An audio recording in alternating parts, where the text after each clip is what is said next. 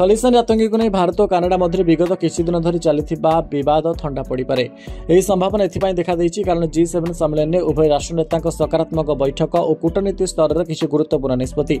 उभय देश में बंद पड़ा भारत और कनाडा दूतावास खोलने को निष्पत्ति नि भारत और कनाडा मध्य दीर्घदिन हो जो बद तिक्तता चली सेगुड़ी क्रमशः थंडा पड़ा।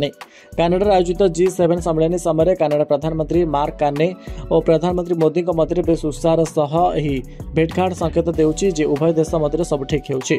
सबुठ बड़ कथा होउछि प्रधानमंत्री गस्त पर उभय देश मिलित भाव बड़ निष्पत्ति नहीं निज निज देश में पुणी भारत और कनाडा दूतावास खोलिबे। तेबे साक्षात को नहीं उभय राष्ट्र नेता मिलित विवृत्ति जारी करिसेंति।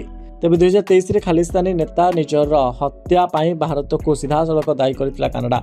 तेबे अन्य किछि खालिस्तानी नेता हत्या पछरे भारतर हाथ थिबा दाबी करबा सह अंतरराष्ट्रीय मंच रे प्रसंग उठाइतिले कनाडार तत्कालीन ट्रुडो सरकार।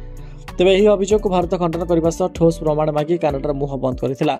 एबे सरकार बदलिछु और संपर्क में मध्य सुधार आसिलानी। भारत और कनाडा कूटनीति संपर्क को नुआ तथा सकारात्मक दिग मिलिबा नै आशा करा जाउछि। Bureau report Nishart news.